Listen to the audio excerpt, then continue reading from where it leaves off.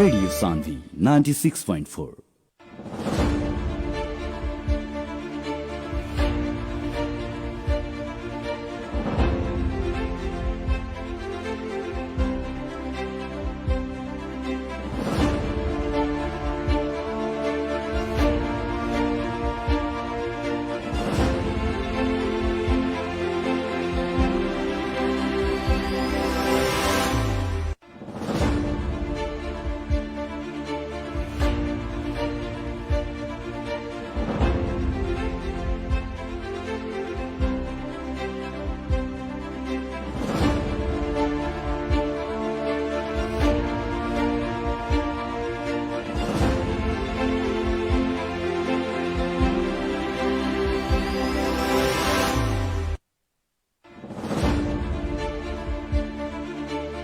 नमस्कार आ हार्दिक स्वागत बा रेडियो सान्वी 96.4 मेगाहर्ट्ज के प्रस्तुति कार्यक्रम जन आवाज में। कार्यक्रम जन आवाज के साथ उपस्थित हो चुकल बानी हम कार्यक्रम प्रस्तोता मुकलेश गदी।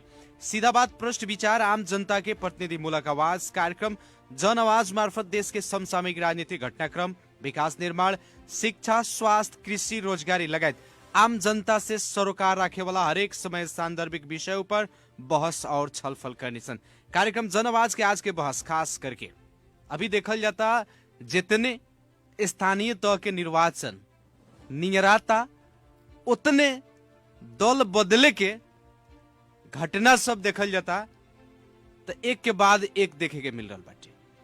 सीजनलिया नेता लोग आपन आपन दल अब बदले के आपन आपन रंग अब बदले के शुरू कर देले बालो।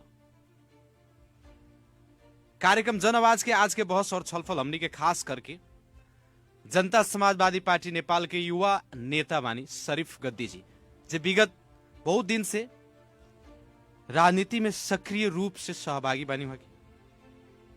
और आज हमनी के वहीं से बहस और छलफल करें।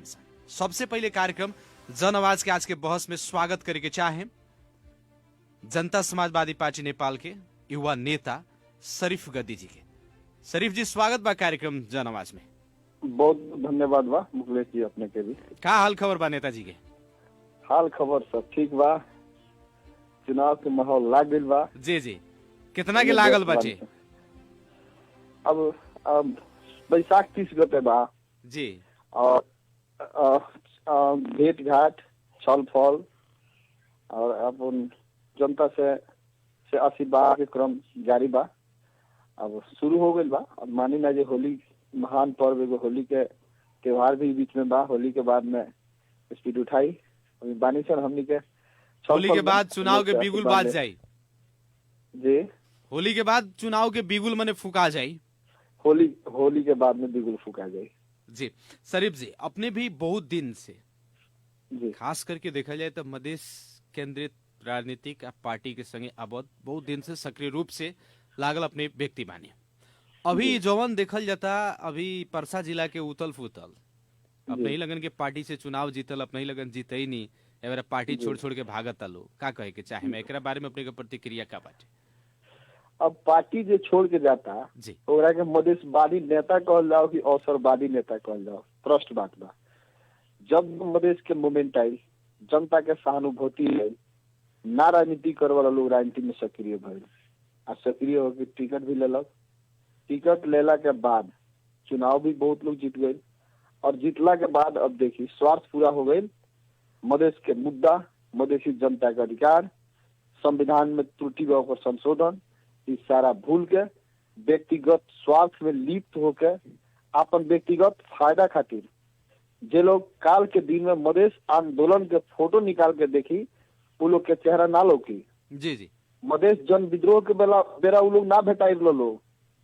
मधेशी जनता जब रोड में तक खिड़की से झांकत लोग, तमाशा देखत लोग, तमाशा गिर लोग आके स्वार्थ पूरा कैलक और उस स्वार्थी लोग आज अपन व्यक्तिगत स्वार्थ खातिर पार्टी छोड़ के विभिन्न पार्टी में अपन शरण ले रहल बा लोग।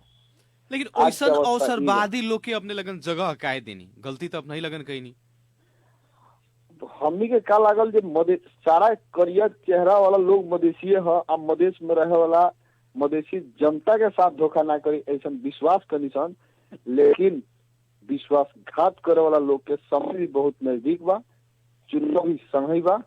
चुनाव में जनता बताई कि अवसरवादी, विश्वासघाती, मधेसी जनता के अधिकार के संगे खिलवाड़ करे वाला, मधेसी जनता के हक अधिकार सुनिश्चित ना करा के व्यक्तिगत स्वार्थ में लिप्त होकर अपन स्वार्थ पूरा करे खातिर मधेश विरोधी पार्टी के संगे तालमेल करे वाला लोग के बहुत जल्दी जनता देखावे वाला स्थानीय चुनाव में परिणाम जब आई तो ऐसा अवसरवादी लोग, जे लोग मोमेंट देखी, जनता के सहानुभूति देखी, आज फोरम में जनता समाजवादी पार्टी में रही और जनता समाजवादी पार्टी नेपाल जब मूल धार के देश के वैकल्पिक शक्ति के रूप में उदय हुई तब पार्टी के संगे देश और जनता के संगे गद्दारी करी, मुद्दा के संगे गद्दारी करे।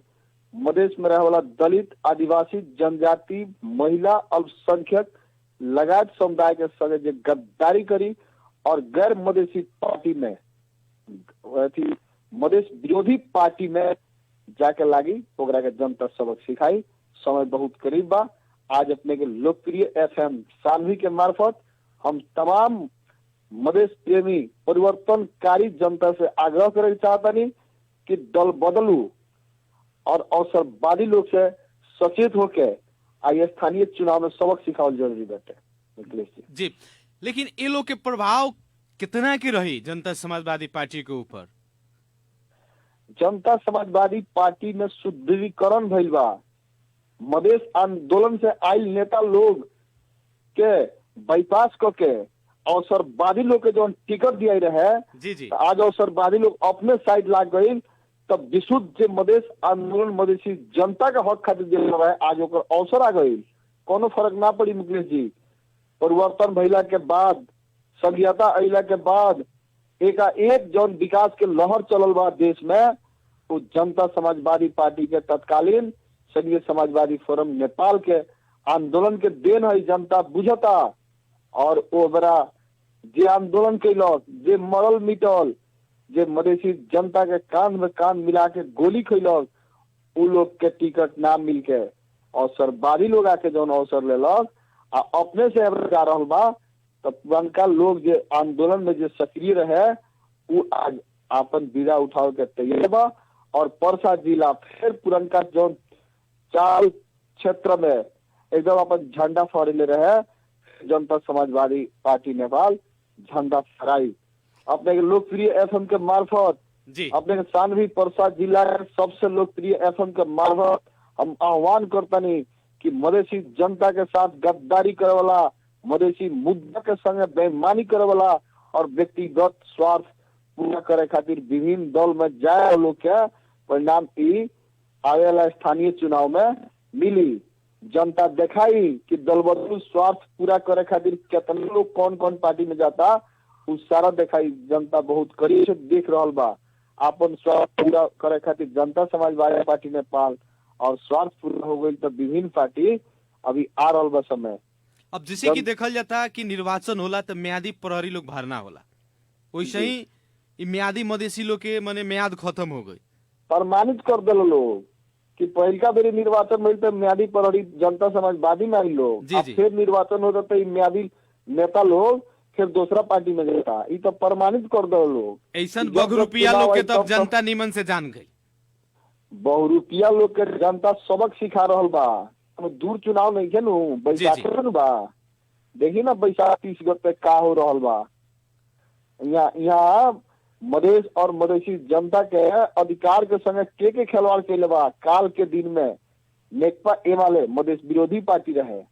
नेकपा एमाले के मधेश के सबसे बड़का, जनजाति के सबसे बड़का, आदिवासी दलित के सबसे बड़का दुश्मन के रूप में देखल जात रहे। आ कौन मंत्र मिल गई एबरा उहे निमन हो गई। काल के दिन में काला झंडा देखावे कहे वाला लोग, कौन स्वार्थ मिल गई, कौन संविधान में संशोधन हो गई, कथिक मधेश के अधिकार खातिर कर दिलक नेकपा एमाले लोग जा रहल बा पार्टी में। लेकिन अपने लगन कथी कमी कर देनी कि ई लोग छोड़ के जा रहल बाटे? सत्ता में जे बा उ कमी कर जनता के संगे, जे सत्ता में बा जनता के संगे उ कमी कैलो कि जनता सरकारधारी लोग के संगे कमी कैलो। जे छोड़ के जाता हैसियत वाला पोस्ट में जनता समाजवादी पार्टी टिकट दिलक और वीरगंज के जनता परसा जिला के जनता वोट दिलक आ जीत के ई सत्ता में गई लोग ई लोग ने जनता के धोखा कैलक। जनता का कैलक, जनता ई लोग के अधिकार भी दिलक, साधन स्रोत भी दिलक, शक्ति भी दिलक। अब जनता और पार्टी ई लोग क्या करो? ई लोग बताओ उस लोग जो कौन गद्दारी कैले लोग पार्टी के संगे और जनता के संगे जो पार्टी छोड़े वाला लोग चलाइल। उन लोग से ही प्रश्न थे कि जनता तो टिकट पार्टी टिकट दिलक, जनता वोट दिलक, निर्वाचित करलक, सत्ता में पहुंचेलक और ओकरा बावजूद जनता समाजवादी पार्टी खराब हो गई। ऐसे हम पार्टी के नेता लोग से भी अपने के लोकप्रिय एफएम मार्फत आग्रह करे के चाहता नहीं कि टिकट देवे के बेरा जौन जे लोग विशुद्ध मधेश और मधेसी जनता, जनजाति, आदिवासी, दलित, मुस्लिम, थारू लगायत के मुद्दा के साथ जो जुड़ल बा वैसा लोग के टिकट दिलवन। अवसरवादी रुपया लोग के टिकट दिला से इहे हाल हुई जौन अबिन हो रहा बा। ऐसे अपने के लोकप्रिय एफएम के मार्फत हम नेता लोग से भी आग्रह करे के चाहते हैं जनता समाजवादी पार्टी के कि अवसरवादी के टिकट ना मुद्दा के संगे जुड़ल लोग के टिकट दी, जेकर जे स्वार्थ में लिप्त होके अपन व्यक्तिगत स्वार्थ खातिर हई पार्टी या हौ पार्टी ना जाई।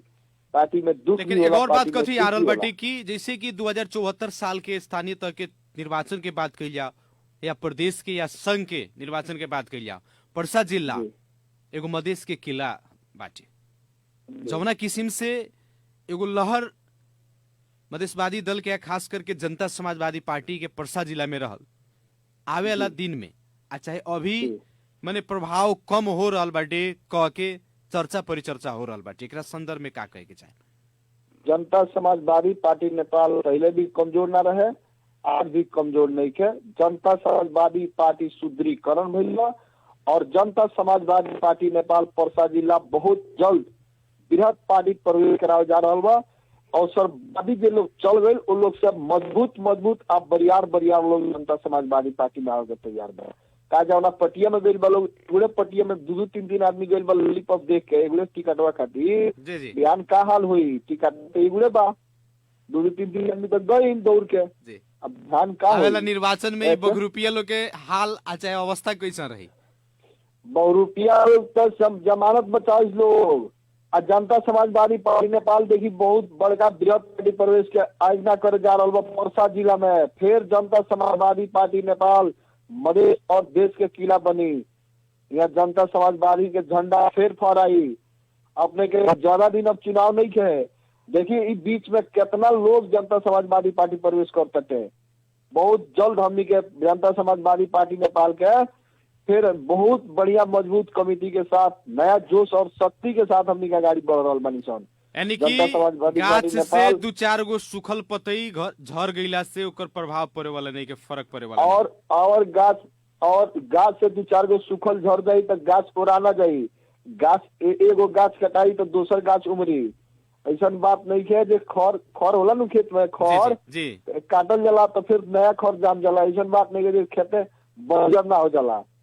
ऐसे अवसरवादी लोग के गईला से मर्म रहित, माया रहित, ममता रहित और मुद्दा से जुड़ल रहित लोग तो जाइत लोग पटिया छोड़ के ये तक का बाजे अवसर मिलल, चुनाव टिकट मिलल, मधेश के मूवमेंट रहे, मधेसी जनता अपन बलिदानी दिले रहे, मधेश के मूवमेंट चल रहे, हवा चल रहे, हर एक आदमी के परिवर्तन की आवश्यकता रहे।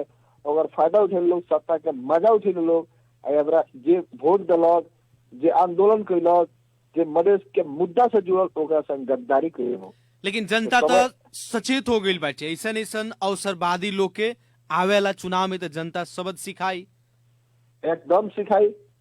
जनता दल बदलू लोग के बहुत जल्दी सबक सिखाई। अपने देखी ना पार्टी प्रवेश लहर जब चलो था जनता समाजवादी पार्टी नेपाल के तो परसा जिला के फिर 1 नंबर के पार्टी रहे। और जनता समाजवादी पार्टी नेपाल काल भी किला गढ़ रहे, फिर आज भी किला गाड़ी। यानी परसा जिला के गढ़ जनता समाजवादी पार्टी फिर से बन के दिखाई रहल बा और रही। जनता समाजवादी पार्टी नेपाल परसा जिला के गढ़ रहल बा। जैसे कि जनता समाजवादी शरीफ जी अभी जौन रुझान बाटे जनता समाजवादी पार्टी के आवेला निर्वाचन में का रही? आने वाला निर्वाचन में फिर जनता समाजवादी पार्टी पर्सा जिला के एक नंबर पार्टी बनी, फिर पर्सा जिला के जिला समन्वय समिति का जनता समाजवादी पार्टी को हुई, अधिकांश मेयर उपमेयर जनता समाजवादी पार्टी से जीती, और अपने को वार्ड अध्यक्ष अधिकार जनता समाजवादी पार्टी से जीती। अपने देखी ना, गोर जाई करिया आई, करिया जाई गोर आई, जी जी कि आए जाए लोग दल बदलू लोग के तो सिलसिला रहला बाटे, लेकिन मधेश के मुद्दा के संगे जुड़ल लोग, आंदोलन से जुड़ल लोग, जेकरा के सम्मान ना दे सकल गए रहे पहले का चुनाव में, एक ठीक हो गई, ठीक समय पर ही लोग गद्दारी करके चल गए लोग, जे लोग छूट गए रहे ईमानदार कैडर, जो मधेश के मुद्दा से जुड़े रहे, मधेसी जनता के रग रग से जुड़े रहे, आंदोलन से तन मन धन से सक्रिय रहे, वैसे लोग के अवसर आ गई। तो उ लोग जो मधेश आंदोलन से जुड़ल बा, वो लोग के तकरीबा चुनाव में ऐसन के अवसरवादी लोग के चलते जगह ना लेवे, अब तो मिली। जी जी ये तो जनता तो विश्वास कैले बा और जनता विश्वास करी। बड़ा क्षमतावान लोग रहे, पार्टी के बदलत ठीक था, तो पहले का चुनाव 100 कम से लड़ के जीत जाए लोग, हमने जानल ले जब पार्टी के कोनो भूमिका ना रहे, जी जी बिना पार्टी के भूमिका से जीत गए लोग। जीतला के बाद में पार्टी खराब हो गई, मधेसी जनता खराब हो गई, मधेश के मुद्दा खराब हो गए, वोट देवेला जे जनता बा जे मतदान कर रहा बा उ खराब हो गई। अब मधेश विरोधी पार्टी जे मधेश के गाली देता, जे मधेश के मधेसी के इंसान नहीं के बुझत, शांतिपूर्ण आंदोलन में दमन करता, जे शांतिपूर्ण आंदोलन में शोषण करता, जे छाती और मुड़ी में ताक के गोली चलवाता, जे निहत्था जनता के साथ अमानवीय व्यवहार करता, निमन हो गई। जी जी और स्वार्थ देता जो निमन हो गई। यानी कि पार्टी के विचार और सिद्धांत अपन राजनीतिक संस्कार से बड़का भी यहाँ लोग व्यक्तिगत स्वार्थ में लिप्त होके विचार और सिद्धांत के धो देले बाटे। पार्टी के संगठन विस्तार में, संगठन बनावे में भूमिका रही, तब न पार्टी प्रति माया रही। यहाँ तक यहाँ ड्रोन से लिया के एक टिकट लेके अवसर सत्ता का मजा रसगुल्ला चलने लागल लोग। जी जी यह आंदोलन जो कैलक उ तो छूट गई, कमी कमजोरी तो भइल। जी जी विशुद्ध आंदोलन करे वाला लोग, लेकिन सफलता तो मिलल रहे, संघर्ष करे वाला लोग जनता मैंने थोड़ा देर के लिए छूटल, लेकिन एगो जौन अपने लगन के एगो सफलता मिलल, उस सफलता के आज कहीं ना कहीं लोग बदनाम कर रहल बाटे। ऐसा ऐसा चेहरा, ऐसा ऐसा बगरुपिया लोग, ऐसा ऐसा अवसरवादी लोग जे अभी के जौन अपने लगन के सफलता मिलल ओकरा के बदनाम कर रहल बा लोग। मुकेश जी, मधेश जन विद्रोह के बेरा जौन पार्टी से मधेसी जनता के ऊपर निहत्था शांतिपूर्ण आंदोलन में निहत्था जनता के ऊपर जो गोली चलवैलक, मधेसी जनता के मृत्यु में उ लोग कहलक, बलिदानी में कहलक जे आपके गाछ में से 2-4 गो आम झड़ जाई, पात झड़ जाई तो कोनो फर्क ना पड़ी। मधेसी जनता होशियार जे काम कैलक, मधेश के जनता के उ बात अभी भुलाइल नहीं है, सब लोग याद करके रखले बा। बुलेट के जवाब बाइलेट से दे कभी मधेश के जनता तैयार बा, और मधेश के आंदोलन में सक्रिय भूमिका निर्वाह करेला, संगठन निर्माण में सक्रिय भूमिका निर्वाह करे वाला, रात दिन मुद्दा के साथ जुड़ल लोग के जौन महिलका बेरी टिकट ना मिलल, उ लोग के अवसर आयल, उ लोग के टिकट मिली। आ देखी फिर परसा जिला जनता समाजवादी मय हुई और जनता समाजवादी पार्टी के फिर किला जड़ाई। अपने देखी जे लोग आंदोलन साहेब लखो, जे लोग मधेसी जनता के मोमेंट साइड लखो, जे लोग मुद्दा साइड लखो, जे लोग शहीद के खून पसीना, शहीद के त्याग बलिदान जब देख लखो, वो पार्टी में दुख हुई, पार्टी में सुख हुई, पार्टी न छोड़ी। लेकिन जे लोग झाल खिड़की से झाल पर झाकत रहे आंदोलन कैसन होता, उ लोग अपन मजा मोर लगा चल दिलक, तो उ लोग के भी जनता दिखाई कि अवसरवादी आए थी विशुद्ध राजनीति, मुद्दा के राजनीति और स्वार्थ के राजनीति का हो, लोग भूलल नहीं है। नेताजी, अब तो स्थानीय तक के निर्वाचन नजदीक आ रहल बाटे जी, बहुत कम समय बाटे, का बा राउर तैयारी का बाटे आपन एकदम? हम तो पार्टी के सिपाही हैं, पार्टी जहाँ जिम्मेवारी दी जनवा चुनाव लड़े के हम तैयार बनी। तैयारी जोर तोड़ से हो रहल बाटे, जौना जगह पर जहाँ भी अपने के अगर पार्टी खटावता चाहे अपने के उतारता चुनावी मैदान में, तो उतरे ला तैयार बनी। एकदम जनता समाजवादी पार्टी नेपाल के जिला कार्य समिति से राजनीति करत, जगन्नाथपुर गांव पालिका में घर भैला के चलते उपाध्यक्ष लगाए यहाँ बोर्ड मेंबर बहुमत से जिताव में हम सफल रह चुकल बानी। उतने ना गठबंधन से यहाँ के सांसद भी जिताव के हम सफल रह बानी और पार्टी प्रति पूर्ण विश्वास और ईमानदारी के साथ पार्टी जौन जिम्मेवारी भी उस जिम्मेवारी हम लड़े के एकदम तैयार बनी।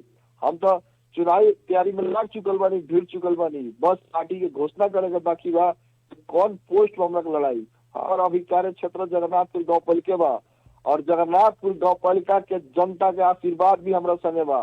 जनता के सेवा जौन कैले बानी उस सेवा के आज परीक्षा लेवे के टाइम आइल बटे, काम कैले बानी और जनता के सुख में दुख में जनता के नियम में बाउर में एकदम खड़ा रहल बानी और जनता के हक अधिकार खातिर लड़त आइल बानी।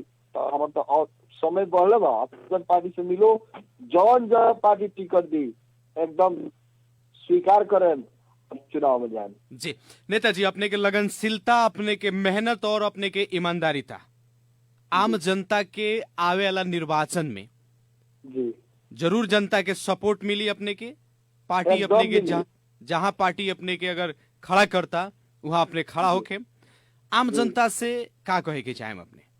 हम आम जनता से कहें जे जनता समाजवादी पार्टी के उठावल मुद्दा और जनता समाजवादी पार्टी के झंडा के नीचे रह के मधेश और मधेसी जनता के हक अधिकार खातिर लड़ते लड़ते और स्थानीय चुनाव में बहुमत से जिता के जनता के सुख में दुख में जनता के हरेक समय में समस्या में हरेक जगह हम सक्रिय बनी। तो अब आने वाला स्थानीय चुनाव में पार्टी से हम टिकट लेके मांग आग्रह कैले बनी। पार्टी से भी हमरा आश्वासन मिलल बा, बढ़िया जगह जिम्मेवारी मिली, जनता मदद करो और जनता का हरेक सुख दुख में हम जनता के साथ में बनी जगह पहले से लड़त आइल बनी। चलिए, बहुत बहुत धन्यवाद देव के चाहे अपने के कार्यक्रम जन आवाज के खातिर अपने समय देनी। अपने के भी बहुत बहुत धन्यवाद बा मुकेश जी, अपने के लोकप्रिय एफएम मार्फत हमार विचार राखे के मौका देने। धन्यवाद, नमस्कार। आदरणीय जन समुदाय कार्यक्रम जन आवाज के आज के बहस खास करके अभी के वर्तमान राजनीतिक परिवेश और आवेला निर्वाचन, स्थानीय तह के निर्वाचन में जनता समाजवादी पार्टी की अवस्था का है। अभी देखल जाता निर्वाचन के मिति अर्थात निर्वाचन के डेट बैसाख 30 गते जितने नियर आता अवसरवादी लोग आपन अवसर कहीं ना कहीं अब दिखा रहल बाटे। दल बदल रहल बाटे, जिंग रंग बदलेला वही बगरुपिया लोग अपन रंग बदल रहल बा। लेकिन आवे वाला निर्वाचन में जनता अब निमन से परख चुकल बाटे। अवसरवादी लोग के, बगरुपिया लोग के जे जनता के साथ जनमत के साथ खिलवाड़ करता, ओइसन ओइसन लोग के ये जनता पत्ता साफ करी। अवसरवादी लोग के भी जनता छोड़े वाला नहीं के, भाग के कहा जेब अपन व्यक्तिगत निहित स्वार्थ पूर्ति करे के खातिर, अपन राजनीतिक स्वार्थ, पार्टी के स्वार्थ सारा तू बेच देता रहा। ओइसन निर्लज, ओइसन कहने की बेईमान बगरुपिया लोग के जनता तो जवाब लेवे करी। कार्यक्रम जन आवाज के आज के बहस और छलफल खास करके अपने सुनिए, एक अपने लोग को बहुत बहुत धन्यवाद के चाहे। विशेष धन्यवाद आज के हमने के अतिथि शरीफ गद्दी जी के धन्यवाद देते हुए, और खास करके हमरा आवाज के अपने के रेडियो सेट तक पहुंचा में प्राविधिक कोर से साथ देनी प्राविधिक मित्र अनिर्जित यादव जी के भी बहुत बहुत धन्यवाद देते हुए कार्यक्रम जन आवाज के आज के बहस और छलफल से हम कार्यक्रम प्रस्तुता मुकेश गद्दी आज के खातिर विदा चाहत बानी। प्रणाम।